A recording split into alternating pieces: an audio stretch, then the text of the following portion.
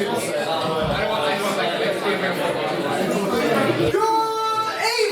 one and all, and welcome to what can only be described as the third ordinary meeting of the 171st session of the Queen's University of Belfast Literary and Scientific Society.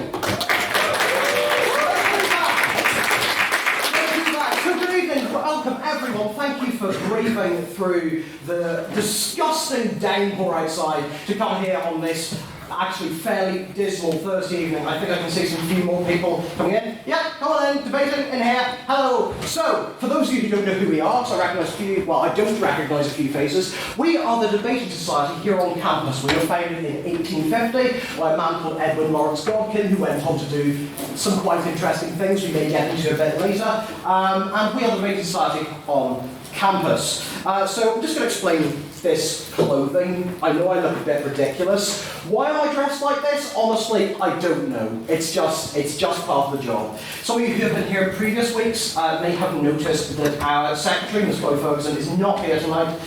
She is unfortunately dealing with a bereavement, and the council wishes her all the best. In her stead, we have got our treasurer, Matthew Bryson, who will be taking and reading the minutes tonight. So, before we do anything, we've got a couple of announcements. First of all, for legal reasons, this is Mr. Luke Holmes. He is our technology officer, which means, there he is, which means he will be recording tonight's debate. There's a microphone there, and it will be beamed out over Facebook Live and then put up on Spotify on Sunday. So, to all of you who want to listen back to the debate or miss a debate, we are on Spotify, and for those of you who don't want your voice to be recorded, there's a microphone there. That's just something to keep in mind.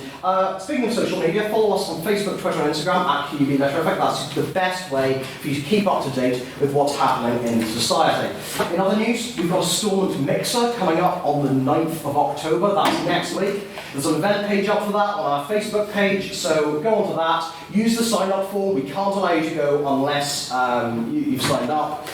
So any queries about that, just message the Facebook page. Bound to be a good day. It's on next Wednesday, and there'll be a debate there. We'll get a tour. It's a grand day out for all. So I've done that, event page on Facebook. Another thing, which I haven't mentioned in previous weeks, but for those of you who have signed up as members, here's one of the benefits we've got. We've got the Literaforum. Or the Litteriferum, as it's occasionally known. This is our Facebook group.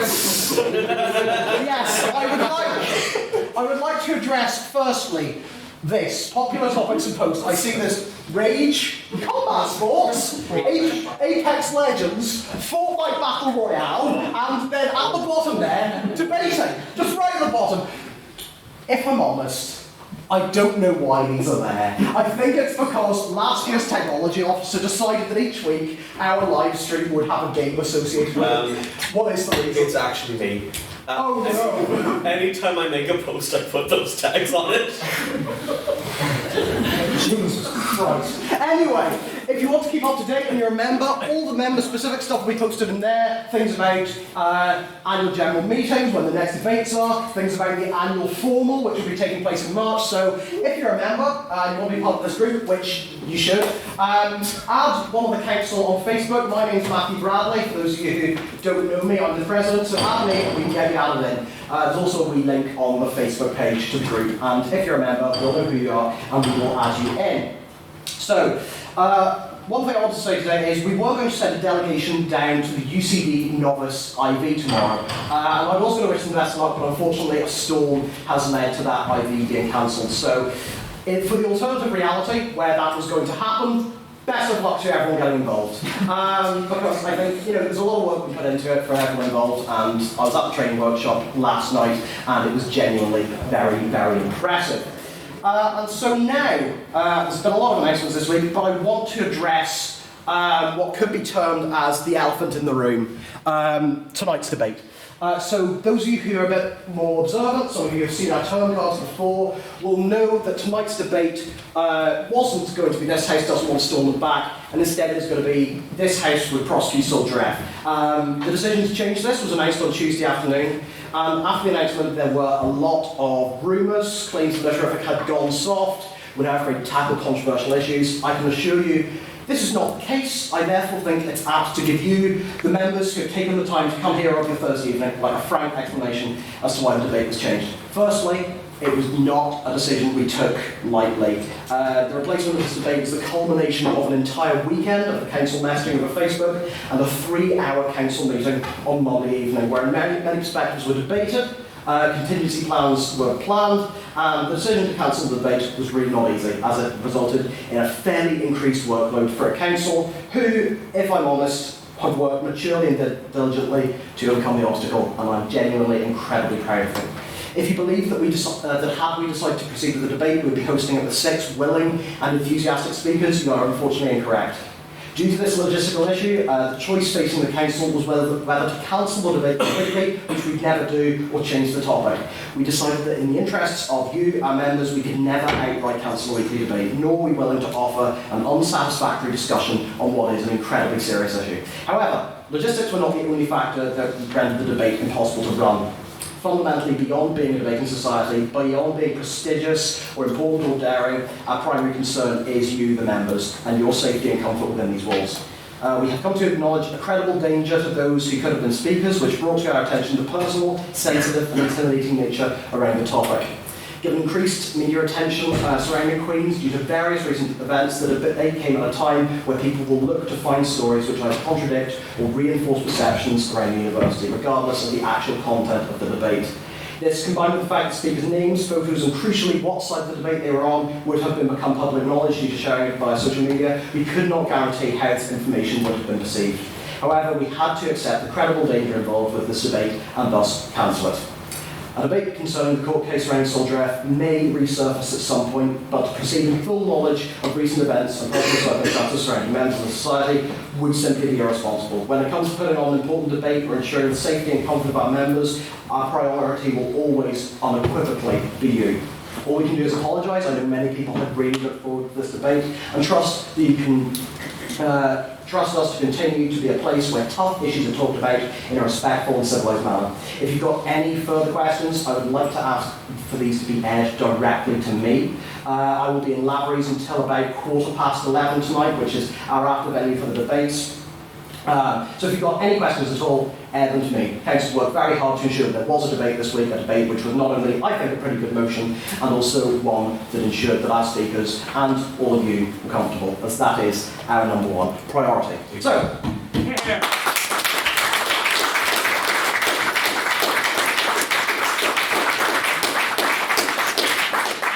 I want to thank everyone for their support on this. It's like, this is unprecedented, but I feel it was the right decision to make.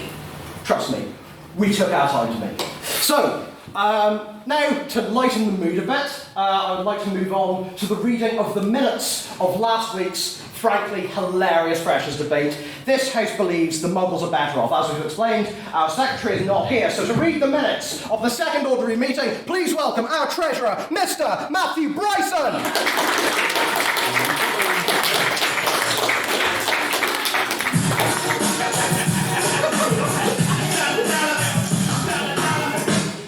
So hello. I am the money. I'm the Treasurer, Matthew Bryson. Normally it would be Chloe Ferguson, a woman who is not only the Secretary of the Liverific, but is the SU Women's Officer, a former Outreach Officer, Chair of Pro-Choice, whereas now you have me. I once ran into a lamppost and knocked myself out. On Thursday, the 26th of September 2019, 52 members of the Literary and Scientific Society of Queen's University met in the line to debate the motion, "This House believes Muggles are better off."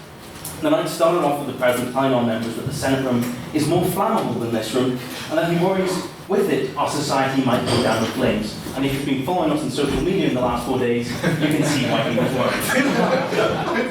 Our Secretary Chloe Ferguson then read out the minutes and made the room rather tense when she told the House that she likes one of at least 2 of the speakers also infected. But don't worry, the speakers won't have that conundrum tonight, because I hate them all equally. We then moved on to housekeeping rooms, which in the middle of our events officer, Conor McConnell, killed at Daddy Longlegs. President Matthew Bradley took this perfect opportunity to find Mr. McConnell a family packet of Haribos. This was unusual to say the least, as most fines were given for swearing. But luckily for us, Mr. McConnell responded to his fines by saying, and I quote, so it's acceptable, Oh, for fuck's sake. Finding him a second fine, meaning Mr. McConnell owed us 2 family-sized packets per item, which, as you can see... I tried to bring them, but they were stopped at the second border, 10 miles So, I'd like to notify that I was in Brussels on Metallic Avenue earlier today, and I saw that it was £1.50 for 2 family bags of Haribo. What I can afford? We then moved on to private members' business. Zach Scott started us off saying, for those of you who don't know, disco is dead. He told us that Filthies has cancelled disco. Then going on to state, I mean, I didn't go myself, but I heard a lot about it. A true lyrican. Mr. Russell Nairn then called Filthy's satanic debauchery and said it must be a great shame for all those who went to disco that it was cancelled. All 5 of them must be devastated. We then heard replies from Mrs. Howard Grace Connolly, Mr. Tom McGuinness, Mr. Auckland McSparron, Mr. Russell Nairn again, and Mr. Ryan McCune, who said disco did not get people through the door, but crack 90s did. And on this stunning bombshell, Tara Grace Connolly brought up the far less pressing matter of Boris Johnson, who Matthew Sullivan, HLM, called a bad man. A fierce condemnation. This had then brought the House on the topic of the very concerning language in Parliament, with Conor McCardle reminding the House about the murder of MP Joe Cox, whose death seems to be both minimised and forgotten in the midst of parliamentary Brexit discussions. Other pieces were heard from Mr. Shane Glasgow, HLM, and Jack Pan. We then went on to President's questions, which consisted of far too many Greg's questions. Keir Swale started us off asking, what is your favourite product of meal in Greg's? Emily Monroe lodged a damning complaint about how she ordered a sausage roll, yet got 2 sausages in a bag. John MacDonald then stated he had never been to Greg's, which I can categorically tell you shocked absolutely no one. For those who don't know, he's the poshest guy I've ever met. Mr. MacDonald then asked the President, had he ever been to Pret a Manger? Which the President replies, never. As to quote, when you go to Greg's, you know that you are scum. Mr. Zach Scott asked, did you go anywhere nice this summer? Mr. Bradley replied, no. We then had further questions from Ms. Becca McMinn and Mr. Russell Nairn, and President's questions ended with the President telling us his Patronus would be Mr. Worldwide himself, Pitbull, as he spreads joy. We then took the vote on prior opinion, which were 12 votes for the opposition, 12 for the proposition, 25 for the opposition, and 10 abstaining votes. Ms. Becca McMinn started off the debate by saying, Muggles have a better quality of life overall. The Wizards have a much worse, calling the wizarding system really extra. She then blasted the blatant racism in Harry Potter due to them believing elves and goblins to be inferior creatures. While neither society is perfect, we cannot side with the other. Finishing, saying, besides the vast majority of Muggles seem to live, the vast majority of wizards seem to live an ordinary life anyway. Mr. Russell Nairn started his speech saying, being a wizard is cool, and that Muggles have the worst lot in life. As said in Miss McMinn's speech, he said that Miss McMinn's speech was mere apologetics for inherently inferior people. He then gave a great impression of his celebrity lookalike, Hagrid, quoting the infamous back and forth, "You're a wizard, Harry." Not the film one, the classic YouTube one. He then stated that you get to go to amazing classes and finished his speech with the very calming, "I'm not saying we should destroy all Muggles, we should just feel sorry for them." Aww. Mr. Tom McGuinness continued for the proposition, attacking elitist yet inadequate nature of Hogwarts, it being the only school in the UK, yet saying it was frankly very lax on education. They take people in with ungodly powers and give them no indication of ethics or morals. He brought up the point that if someone's intentions and futures is indicated via their schoolhouse, then why do we even have Slytherin there at all if we know they're going to be evil? He said that Muggles are clearly better educated, and it's better to know the struggle in life, so the feeling of achievement and satisfaction is much greater. Auckland McSparron continues for the opposition, saying, Muggles have an inferior way of life. Quills are inconvenient, but look much cooler than pens. He also stated that Voldemort is a minor killer compared to the President of the United States.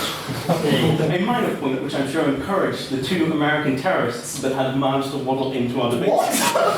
Terrorists? They were terrorists. They were tourists.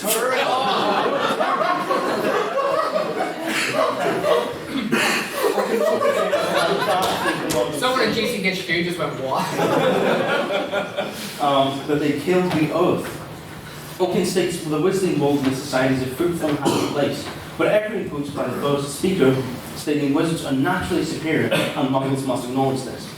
This nuanced and respectful point then ended with Oaken saying, muggles are shits, which ended in Oaken being fined, but Oaken cared not, stating, muggles should know their place. In McCarthy then finished the argument from the proposition, pushing the fact muggles have money and technology. We can travel the world and also go to space. If you try to magic your way to space, Inma says, spoiler alert, your bottom would be freezing. Then attacking the opposition, she said that there are points that would be good if you were trying to make the points less important, which is kind of the premise of debating, so we're still not entirely sure what she actually meant. Inma disagreed with the point that being a wizard is cool. She mentioned Patronuses. She said it's cool if it's a stag, but what if it's a cow? She said we tried to be a community here. I would stay here and lead a sad life. They have a day-to-day life without any human rights. John MacDonald then closed out the debate, starting his speech by saying magic is might, questioning how could anything in his world go wrong when we have a bank that is too big to fail. There are great benefits of being part of the wizarding community. Why would you need another school when there is already the best school? He said, life is amazing, but only when you have magic. To combat the technology argument, he said, imagine going to a festival with a tent from Harry Potter. He then lambasted again muggles, the dangers of the muggles on the rest of the world. He stated, if wizards ruled the world, there would be no long-haul flights or a whole host of environmental issues. John ended saying, ladies and gentlemen, don't be a muggle, join Slytherin. Ending the debate on what seemed to be an internal Richard Spencer impression competition from the opposition. We heard questions from Callum MacDonald, Ms. Pippa Hobbs, Ms. Tara Grace Connolly, Mr. Zach Scott, Mr. Matthew Sullivan, and Mr. J. Radcliffe, including the fine for Matthew Sullivan for giving an opposition question when we asked for a proposition question, which again he was fined a family pack of Haribo, which you see in front of him. The final vote read 7 votes for proposition, 33 for opposition, 5 abstaining votes. May I take the minutes as read? Nay. Nay. I was not fined for giving an opposition question when they asked for a proposition question. I was fined for swearing after giving an opposition question as a proposition question. My bad. I will amend the notes. Thank you very much.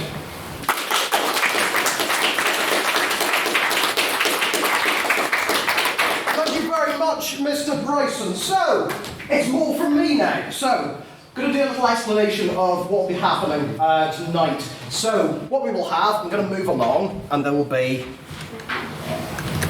Yes, here we go. So we've got an agenda of all the things that will be happening on this wonderful night, which we will get to in a moment. But first, everyone loves housekeeping. So I'm going to do some of that for you now. So obviously, when people give speeches, please show respect to them. Please make sure that you're not talking during their speeches. Please refrain from leaving during a speech, because it can seem like, boo, we're walking out. Please be polite when asking questions, but we'll get into questions a bit in a moment. I haven't noticed any this week, but occasionally, actually yes I have, a few people will bring a wee bottle of drink with them, and we will turn a blind eye to that this week, not next week because we're in a different room and they will definitely kick us out. But yeah, we'll turn a blind eye. So we want to make the society as welcoming as possible, as I've said, and so if anyone is making you uncomfortable at all, please come to me or a member of council. Can council please put their hands up just so we all know who to go to?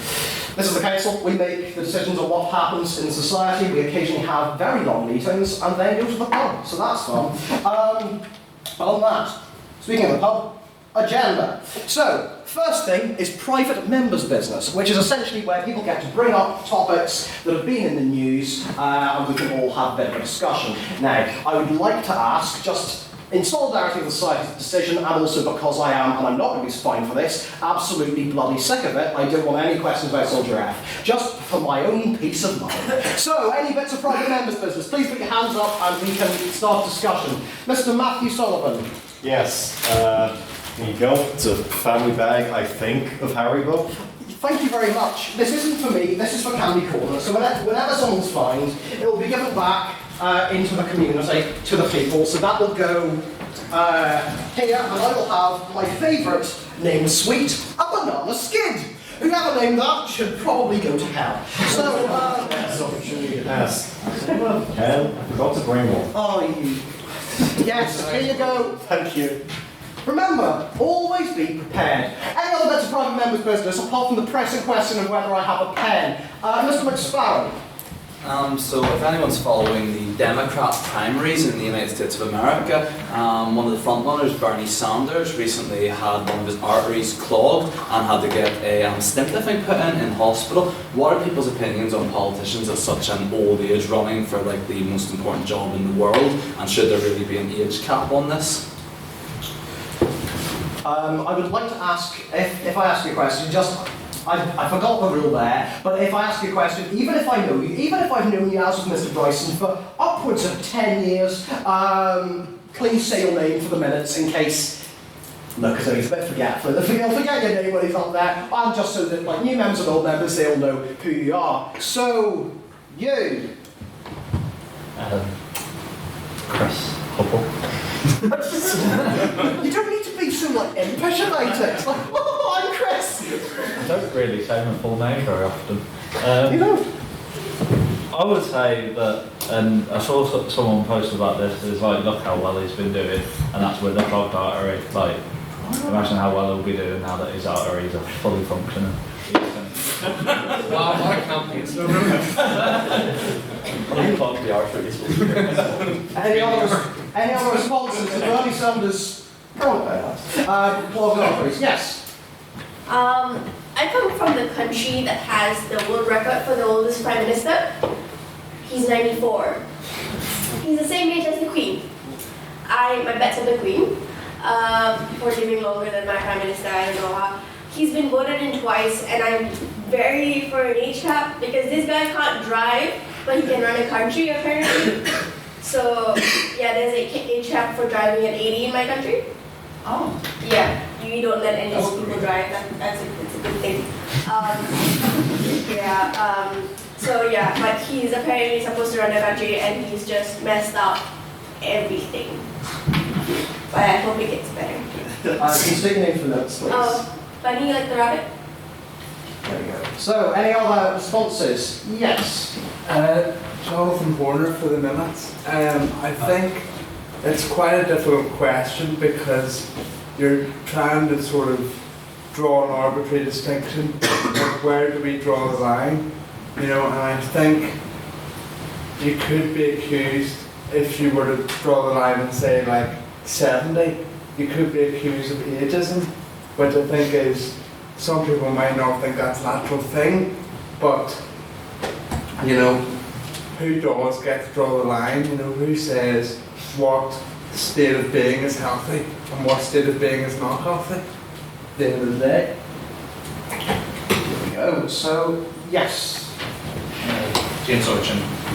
I'd just like to make the point that no presidential candidate since 1872 has died from natural causes on the campaign trail. The last candidate to do that was the somewhat democratic candidate, a guy called Horace Greeley, who invented the neck beard effectively. Now, Greeley, for 1872, was a man who was a vegetarian, newspaper editor and atheist running for president. And, well, before the end of the election, he'd been put in a mental asylum and died. Thus, none of his electoral votes were cast. Now, I'm not saying this is the case with Bernie Sanders, but yeah, it's the last time a presidential candidate really, in terms of say, getting older and older, the first time a presidential candidate at the age of 70 was elected in 1840.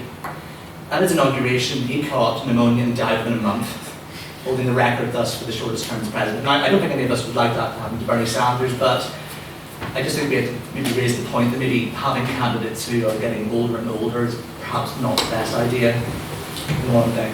Well, that was very well researched. Yes.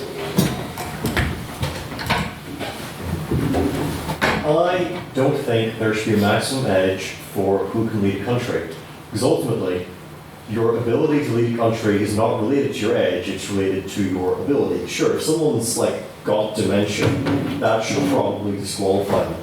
But just because you're 80, you probably shouldn't. And when it comes to health issues and dying either as president or on the campaign trail, I think that medical science in recent years is pretty damn good. I don't think anybody is likely to die of pneumonia, especially if they are the president of the single richest and most powerful country in the world.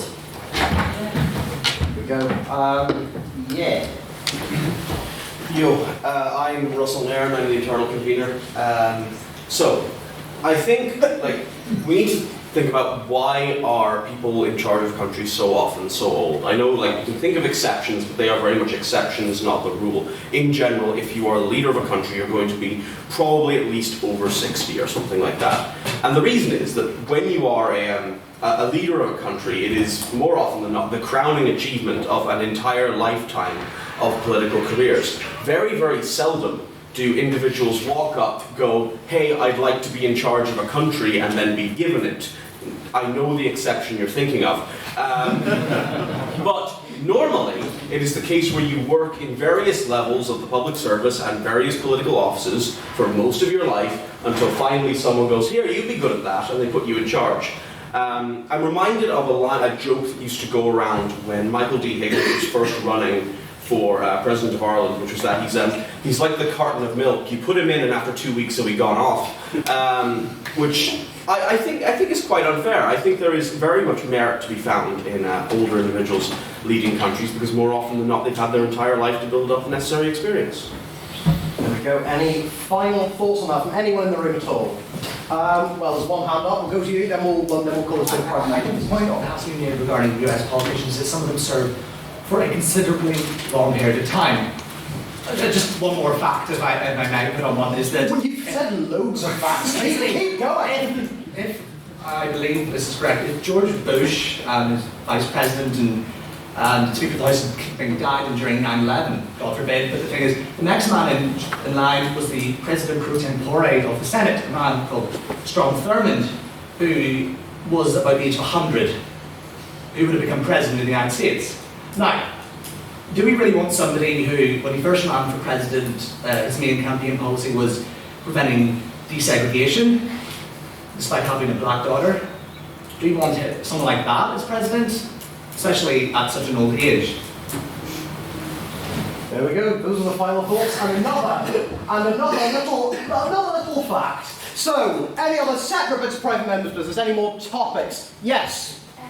Lewis McCullough. I just wanted to ask what everyone thinks of the fact that Jeremy Clarkson, I think, said that Greta Thunberg should go back to school. Do people agree with that or disagree with that? I know I'm meant to be impartial on these things, but Jeremy Clarkson is a dick. So, and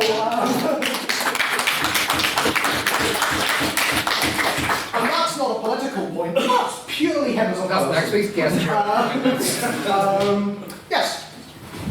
I don't know. So I think that adults who say that Greta Thunberg should just go back to school are kind of missing her point entirely, because she's also incredulous about the fact that she has to be on the other side of the world, like proving that people listen to science. Like, she also thinks that adults need to step up and do their jobs so that she can just go back to being a normal child. There we go. Yes. Hey, Russell Nairn back again. Jeremy Clarkson has more in common with a loaf of gammon than he does a human being. He is utterly detestable in nearly every aspect of his being, from his appearance down to the very molecules that consist him. There's a very funny song on YouTube. It's called Climate Change Denier, and it's far better than that title makes it sound. But it includes a large cutout of Jeremy Clarkson's head put on top of a man who runs around and goes underneath the stage. It's very entertaining, and you should all look it up, and I just thought I'd tell you about it.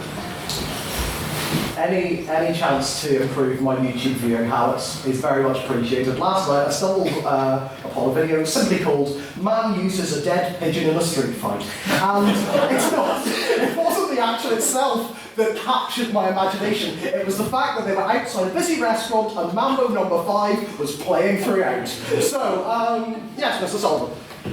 I would like to request, Mr. Nairn, that you retract your previous statement.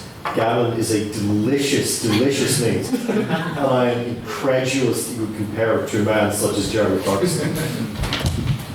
Yes. Right, okay. So I went and did a bit of reading on this whenever I saw Jeremy Clarkson when he said this, and found, yeah, I did, because I was kind of going, what? And found the surprise of my life whenever I found that Jeremy Clarkson, and I cannot believe I'm using these words, went to the Pacific Ocean to clean up plastic that was trapped in it, and has a video of him cleaning this plastic. It was quite frankly unbelievable and something I did not expect to encounter. And I think what has happened in this situation is what you have an incredibly rude, crass man who people generally dislike because, let's be fair, he's a bit of an ass. And what he's done is he's actually, in this attempt, tried to say this girl shouldn't be doing this, and has came across very rude and very insensitive, and where actually he probably agrees with her on a lot of things, just because he is Jeremy Clarkson, has somehow managed to screw it all up. That is a take. Yes. Chris Hubble. We know, but the confidence boost in the past 5 minutes has been astounding. I've really found myself. It's National Poetry Day today, and you're all talking about Jeremy Clarkson. So this is a poem that I like about Jeremy Clarkson that I'm going to just do a couple of verses from. That's not good. I'm definitely going to get fined for this. Oh no, if it's a quote, you can't find. Oh, I'm quoting this poem. It's called Jeremy Carfucker.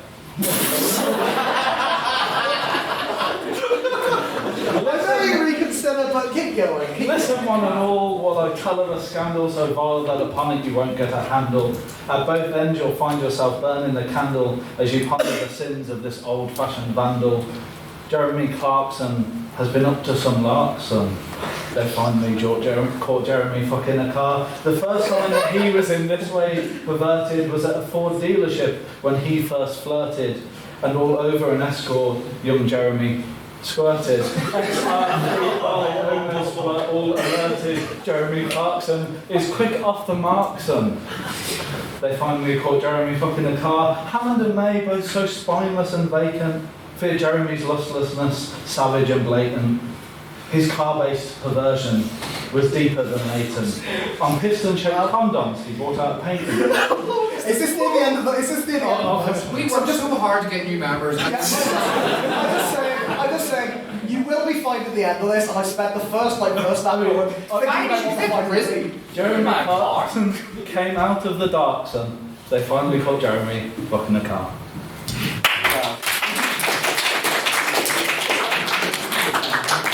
I was going to give you the benefit of the doubt as a fellow lover of poetry, but instead I am going to find you. No,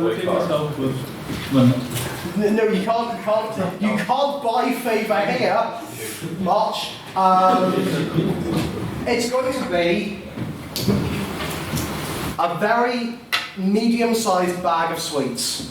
Woo! That's it. That's what you have to go off. A medium-sized bag of sweets. That's it. That's the pie done.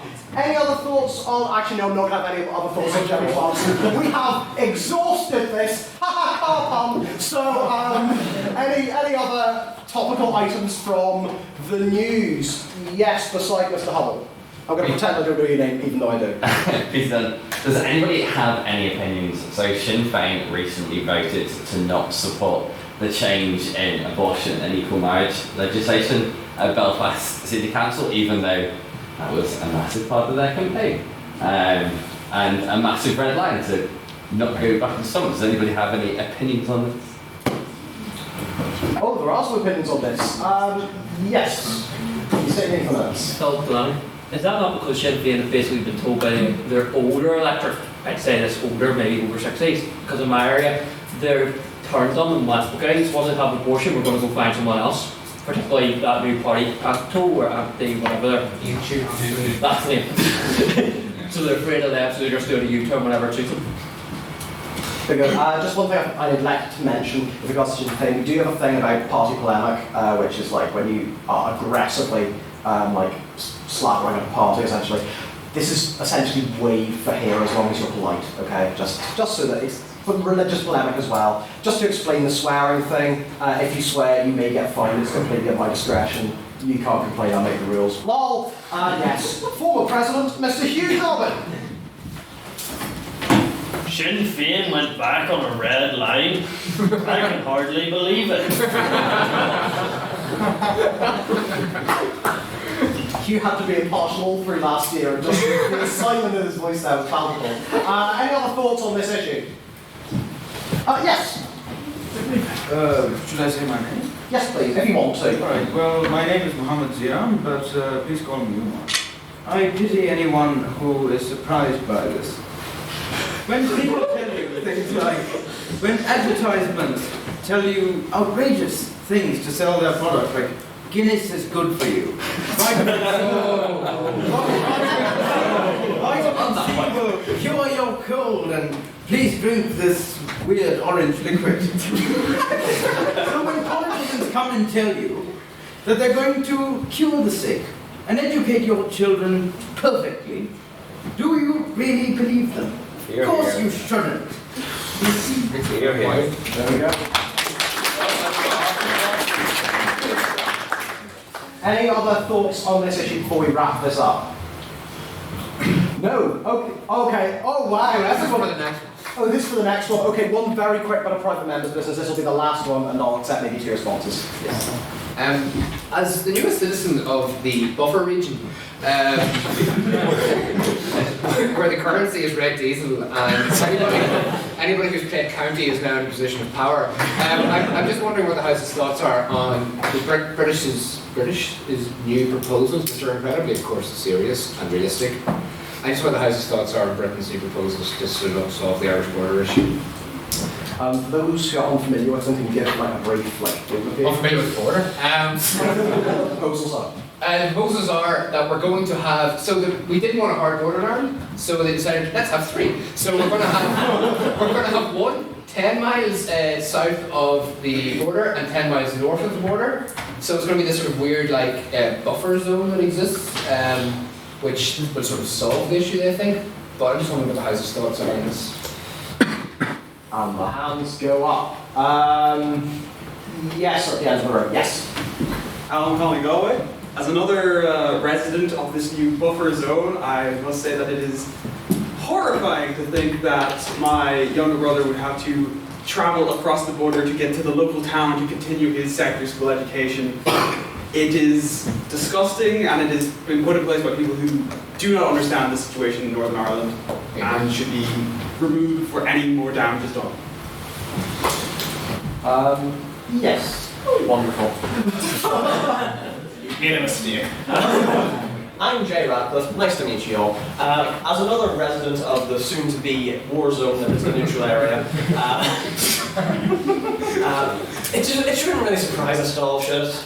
Like, there's a reason Stormont was being in the first place, leading wonderfully into our debate later on. But it really does just show that the politicians in Britain have no idea what they're doing when it comes to Northern Ireland. And that we really do need some people, no matter how blatantly incompetent they may be, to say things for the local area, because, ooh, I'm going to have some fun getting home whenever that's implemented. Going to go to people that haven't spoken to yet. Yes, in the back.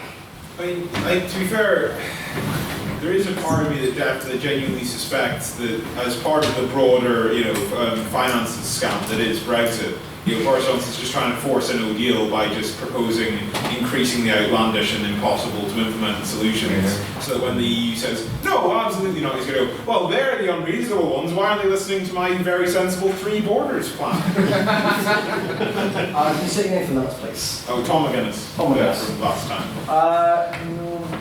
Yes, these 2 last very brief responses, I'll go with Russell, then Peter. Russell. So, I don't know if any of you, speaking of outlandish and unreasonable solutions, I don't know if any of you have ever read Spike Milligan's Cocoon. But in that book, it's a very, very good book, and I really recommend you all reading it. It's actually quite short, so you should. But in that book, the way they decide upon the Irish border is they get everyone interested around their room, and they all put their hands on a pencil, and then they pull. And wherever the line is drawn from that, that's where the ultimate border is done. It feels like they've sort of adopted that policy for this, except instead of a pencil, they've used one of these pens. And you ever did that thing in school where you like push as many of them as you can? They've done that and they've just put the line down. You should be thankful that 2 of the pens were out of ink, otherwise we'd be dealing with the pentaboard. How lurid. Mr. Glenn. Peter, I'm kind of sad now because mine's not funny, so I wish that's what I'm kind of just going on from what Tom said. I think the most important thing with this, even though the aria, you say they're realistic, but they've also obviously been rejected by every major party here, apart from the DUP. We did a T-stop to reject it as well, and it doesn't mean that those policies and this ridiculous 3-line buffer zone is set in stone. I think we need to remember that. I think we need to rally against it, and we need to still make sure what the community's voices are heard. This is not a lost battle yet. There we go, those are the final thoughts. So, that's private members' business done. Tick. And then we move on to the second item on the agenda, which is President's Questions. We're not going to have time for many of these this week, as we're running quite late. And so what this section is, for those of you who haven't been here before, this is where you get to ask me just anything about my life, about society, just a question, try and make people in the room laugh, or try and make me annoyed, whichever. So I will go to Mr. Sullivan first. All right, because every week you're like, please ask me things about the litterific. So I'm finally going to grant your request. What is your favourite piece of obscure litterific lore? Obscure lore. Now this is actually, because I know quite a lot of it. What kind of lore do you mean? As in things that have happened when I've been in the society, or like old stuff? Pick your favourite. My favourite is that pop-up banner is a dick. If you look at my thumbs, you won't be able to see it from here, but this thumb is slightly flat there. And it's that prick's fault. Not you, sir, in the doorway, not you. It's the pop-up banner.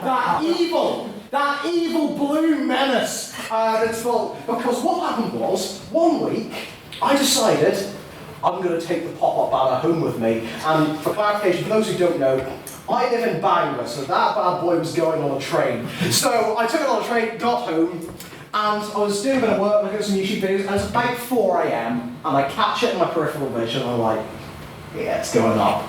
It's going up. I'm putting up the pop-up banner, and I'm going to swear at this next bit, possibly, I don't know, I will find myself, it's fine. I put the pop-up banner up, there's a few bit at the top where there's a catch. Hi, Connor!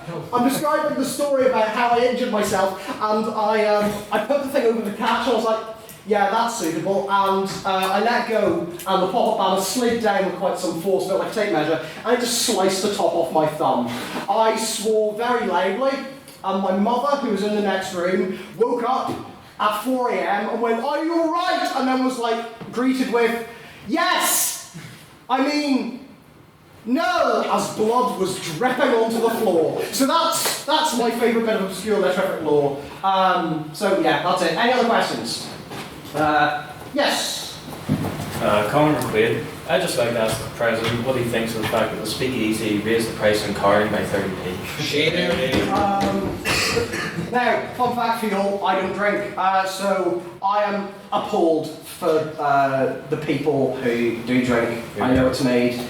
I know Colin looked very sad when you brought that up, like he was having flashbacks of it. Sorry, I'm not going to fight you for that because I think it is anatomically accurate. So, yeah, I don't have any thoughts on that. I do have thoughts on the fact that the old floor of the speakeasy, I went there once and the floor was a bit too sticky and I never went back again.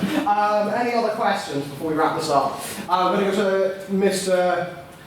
Oh my God, you won't have asked the President's question in over a year. I'm going to go to Mr. Hugh Dobbin, President of last year. Mr. President. Please stand up, Mr. Dobbin. No, Mr. Dobbin used to have a tradition of not standing up when he gave a question, so it's back. Mr. President, did you see Joe today? Joe? No. Any Joe in particular? Joe Biden. Joe Mama. I am so glad that you haven't wasted your first president's question over a year. Thanks, Huey. I did not see Joe Mama today, nor did I see him yesterday.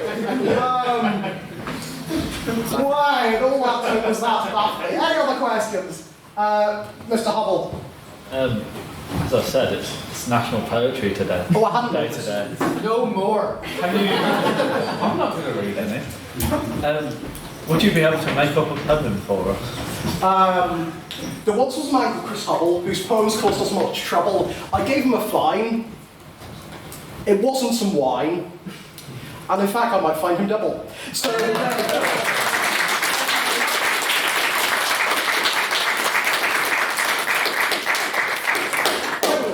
The answer alive. I did English for my undergrad, don't you know? Any other questions? Mr. McSparrow and Mr. Nen, that's us done. Moving on to the debate. Mr. McSparrow. Mr. President, as I'm sure you're aware, the cinematic movie, Joker is coming out. Well, it's actually out now and it'll be in cinemas over the coming week. People have been talking about the performance of one Joaquin Phoenix. People are saying this is the DCEU's rise against the Marvel Cinematic Universe at long last. So taking all of that into consideration, what is your opinions on the current state of the Israel-Palestine conflict?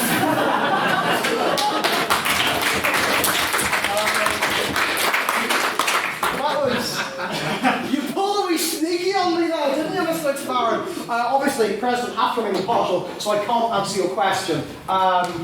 I'm going to see Joker on Friday, so that's all I know. Mr. Mann. Given that it's National Poetry Day, and we've had so many discussions on poems, and I've just been reminded of this very, very recently, do you want to hear a poem that myself and Pippa wrote?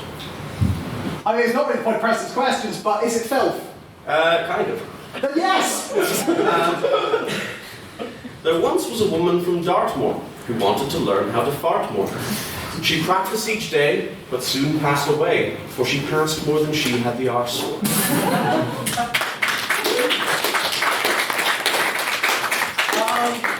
There's a video on the topic of poetry, and I may upload it if I get time later tonight. There's a video I made when I was in first year, I'm now doing a master's, of Children's Poet Laureate 2007 to 2009, Michael Rosen. And I remixed him to be telling a short story about the Litterific, and this became quite notorious. So I might, because it's National Poetry Day, I probably won't get home until after 12, but I will probably reshare that on the Literary Forum, so our members only group, tonight, so that people can see that again, because I'm very proud of it, and I haven't really made much of a contribution to National Poetry Day, even though I'm just going to say my favourite poets are Tim Key and John Hubert Clark. Any other questions? No? Great. So let's move on to the vote of prior opinion on tonight's motion. Tick, which is, this House doesn't want Stormont back. So, vote of prior opinion works like this. There are ayes, there are nays, and there are abstentions. Ayes are for the motion, so if you agree with that, vote aye. If you are against the motion, vote nay. And for the abstentions, that's it. You've got no real opinion, or don't care, or don't mind. Calm down, everyone at the back. If you've got any, vote for the abstentions. So, Bryce and I will do some counting. So for all of those who would propose the motion, this House doesn't want Stormont back, please raise your hands and say aye. Aye. Aye. Turn into a weather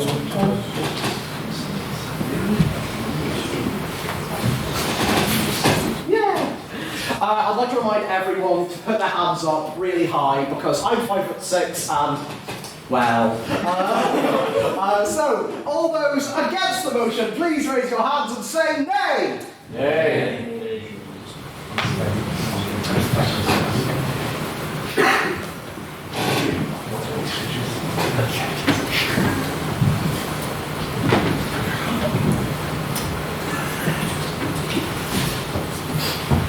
And all those who wish to abstain on the motion, please raise your hands and give an incredibly ambivalent meh.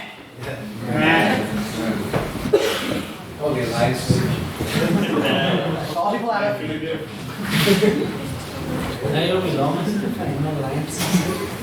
There was a difference. Mr. Treasurer, could you please read back the vote of prior opinion? We have 7 votes for the proposition, 23 for the opposition, and 19 abstaining. Oh, here we go. The opposition have it. The opposition have it. Let's flatten them. So, this is probably the last week where we're going to bring this up, but here are the rules of debate. For those of you who haven't been before, and I recognise there are quite a few of you, as we've noted, proposition versus opposition. Proposition, please raise your hands. It's me. There we go, that's the proposition, they're the opposition. They will then take it in turns to give 7-minute speeches. The first and last minutes are what we know as protected time. This means you can't ask questions during those periods. So once the first minute is up, you will hear the bell go ding. And after, I'm going to create some energy because you've really got all the balls right, Bryson. And at the beginning of the last minute, you will hear the bell go ding again. And then, why am I doing this? Oh, Jesus Christ. And then, when the 7 minutes are up and we want people to finish up, you'll hear the bell ding twice. Don't do it. Don't make me do this myself. There we go. Oh, he gets a clap. He gets a clap for ringing the bell. Yeah.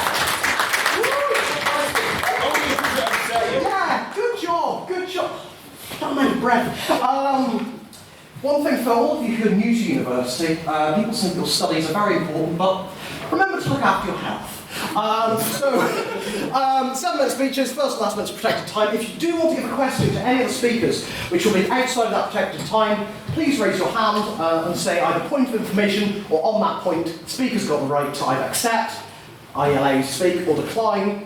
I'm more out of breath than you think I am, and I think you think I'm very out of breath. Decline that point, so, yes. Being out of breath keeps me off the ball. Yes. Just a request, if you're giving a point of information, please say so loudly just so we can hear you, because sometimes we don't see it. Yes, I'm going to have to keep the point of information brief. This is a point of clarification or a quick question, not a speech of its own. So, it is with great pleasure that I would like to welcome, to speak first for the proposition, Mr. Russell Nairn.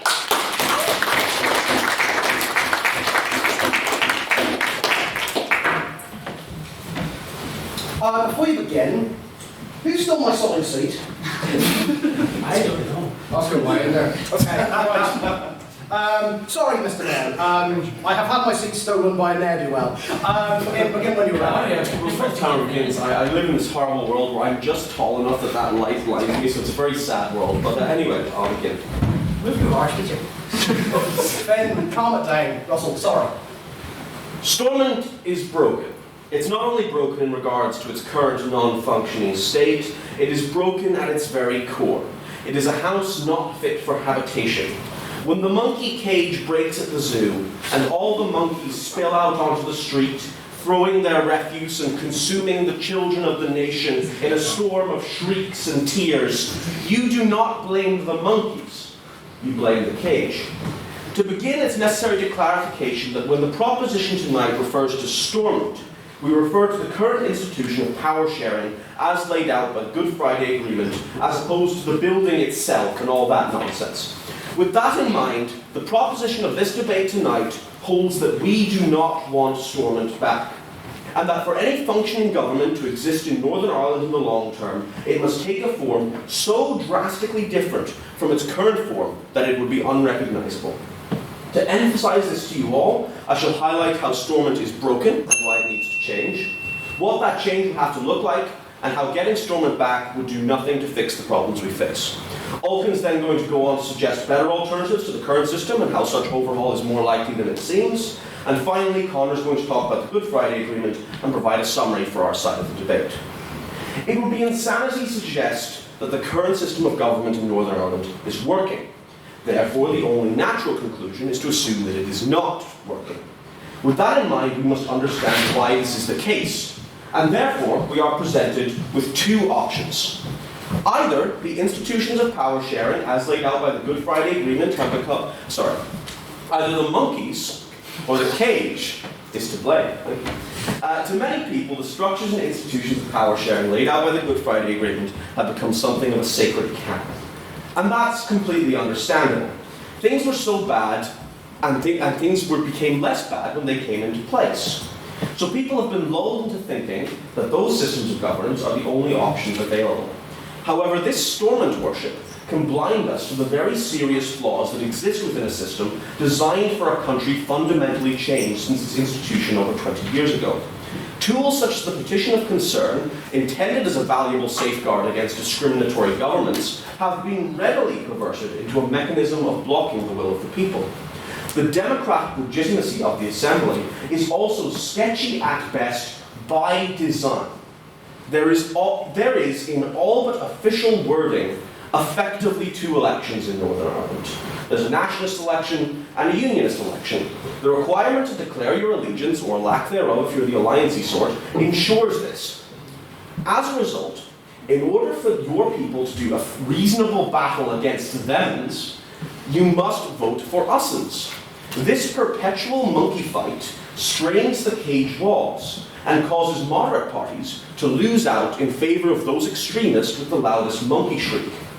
The collapse of Stormont was an inevitability of the system under which Stormont operated. The cage was weak, and as such the monkeys escaped. Stormont is broken and needs to change. We've established that much. But what then would a better system look like? There's no point in polishing up the same old monkey cage and hoping for the best.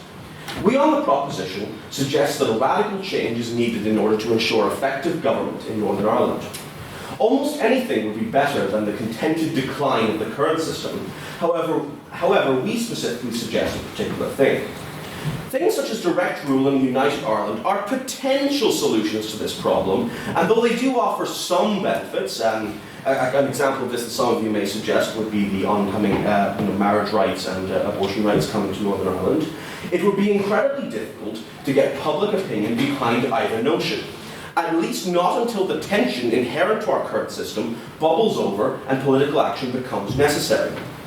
Instead of such systems that require things to get much worse before they can get better, we on the proposition propose a system of dual sovereignty in which the Republic of Ireland and the UK are both jointly responsible for the governance of NI. Within this, we would propose a greater emphasis on local community government, allowing people to see each other not as opposing monkey factions, but as members of the same community.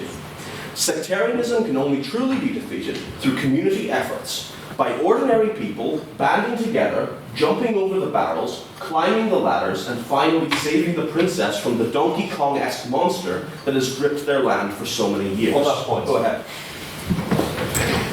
Can you clarify, are you suggesting that your solution for the issue of Northern Irish government is that it would be jointly ruled by the Republic of Ireland and the United Kingdom? And do you think that this would reduce tensions in Northern Ireland? Yes, entirely.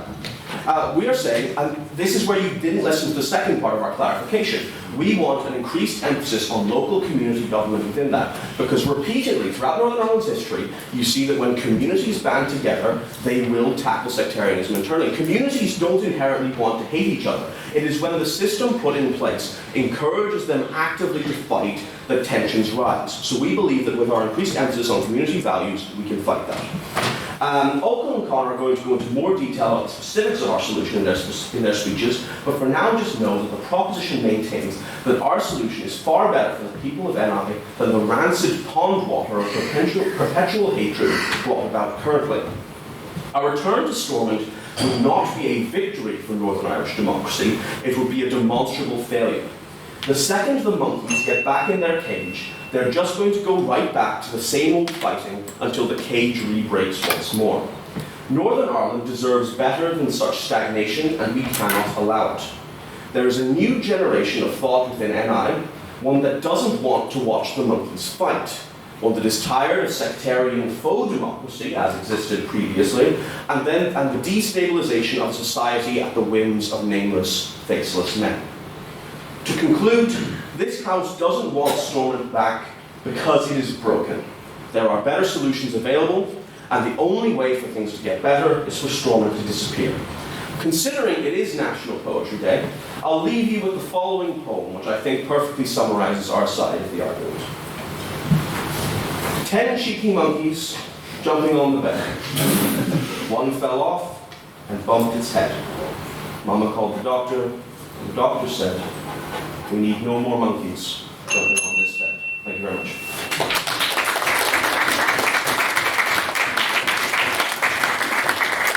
Thank you very much, Mr. Nairn. Did you all know, fun fact, it's National Poetry Day. So, to open for the opposition, it is Mr. Matthew Sullivan, Honorary Life Member.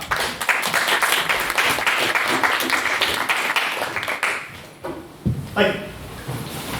Ladies and gentlemen, Mr. President, it is the view of the opposition that the Stormont we had before its collapse was and is the best form of government available to Northern Ireland at this stage in its history, and that no other form of government can both provide effective governance to this country and represent the interests of both nationalist and unionist communities. Over the course of the next 7 minutes, I'm going to be explaining, firstly, the necessity of a devolved government in Northern Ireland, and why that devolved government must take the form of the mandatory nationalist unionist coalition, just as Stormont was. Then my colleague, Mr. Hugh Dobbin, will be going over, can I remember? We'll be going over why we have to have power sharing and why we have to have this mandatory coalition. And Mr. Mark Gilmore will be summing up why our arguments very, very clearly defeat those of the proposition. First, however, I would like to rebut Russell's speech. There's two main points I'd like to bring up here. There's this claim that the system of elections that we have for Stormont somehow brought about a forced extremism, how it forced people to either go nationalist or unionist. That's ridiculous. In fact, the first past the post system, which we are currently forced into because we don't have Stormont, is exactly what drives that. Under a first past the post system, your choices are A, vote for Sinn Féin and have no representation, B, vote for the DUP and be represented by the DUP, or C, vote for literally anybody else and waste your vote. On that point, please. Surely you've just described every assembly election that's ever gone on here. And that is your failure. It's not going to go on. That's why yes, it is. Proportional representation does not have that problem. In fact, the very point of proportional representation, which is the manner in which we elect people to Stormont, is designed to avoid, no thank you, a situation where people are forced into voting for one of two parties. Because in proportional representation, you're free to rank all candidates in order of preference. So you can vote for the fringest, weirdest party you want, like Alliance or the SCLP. And even if they get all of 2 votes, that's fine. Your votes just move to your next choice. So, people are no longer incentivized and forced to vote for Sinn Féin because they don't want to waste their vote and they want to keep DUP out. Instead, they can vote for people they actually want, so people will vote for who they want, and the people who get the most votes will have the most power. My point? Yes. But surely the system that Stormont requires, where the power sharing being between the nationalists and the unionists, means that these 2 largest nationalist and unionist parties will still dominate the politics. Yes. Still no, because under first past the post, we can only have 2, one biggest nationalist party and one biggest unionist party, whereas in proportional representation, you are free to vote for a different nationalist party, or a different unionist party, or a different non-aligned party. No thank you. And also, Mr. Hugh Dobbin is going to be going over why we must have this nationalist unionist coalition and why it's absolutely necessary in Northern Ireland. As for the other point I would like to attack, this idea, the proposition's mechanism, that we would have, instead of Stormont and instead of direct rule, which is also a terrible idea, we'd have this joint rule where the Republic of Ireland and the United Kingdom would have joint responsibility over Northern Ireland. That is a terrible idea. On that point? Sure. I can't read that. It's the Anglo-Irish Agreement of 1985, which literally does that. No. I just said Look, let's say you have the Republic of Ireland and the UK both in charge of Northern Ireland. Who actually writes the legislation? They both have to agree and compromise over what legislation actually applies in Northern Ireland? Because as we've seen pretty recently, they can't. They can't agree. They can't come to any kind of agreement over something like the border, which is something that we would have to talk about if we had this joint rule. The idea that Northern Ireland would just be ruled by local governments primarily is also ridiculous, because we have local governments, but you also need to have a centralised government to make bigger decisions. Otherwise, you're going to have the government of Derry and the government of Belfast just fighting each other because they have no real reason to care about each other's interests. Which brings me on to my next. Sure. That is actually the general rule of human history. Nation states actually are the exception to the rule of that, and it is inevitable that Europe eventually breaks up into its respective city-states. No, because the entire world over the course of history has shown a trend towards larger and larger groups of people self-identifying as one group. That's why we don't have I'm from Ulster and that's my country, and you're from Connacht and that's your country, or I'm from Leitrim and that's my country. That's why we say I'm Irish. And that's why we say I'm Bavarian or I'm Prussian. We say I'm German. Anyway. Oh God. Let's push through this. Alright, so the reason we can't have direct rule, very quickly. Northern Ireland constitutes 2.8% of the UK population. Northern Irish parties have 2.8% of the MPs in Westminster. Without devolved government and accepting really exceptional circumstances like we have right now with the current confidence and supply agreement with the Tories, Northern Ireland has next to no power in the legislature and zero power in the executive under the current system and under any direct rule system. Northern Ireland would be utterly beholden to an English Parliament which has no incentive to consider our interests, as Brexit showed very clearly. Furthermore, under a system of direct rule, we have to use Westminster's first past the post system. And the combination of that and Sinn Féin's abstentionist policies leads to the situation I mentioned previously, whereby your choices are to vote for Sinn Féin and have zero representation, or vote for the DUP and be represented by the DUP, neither of which is very good. And that is all I have to say about that.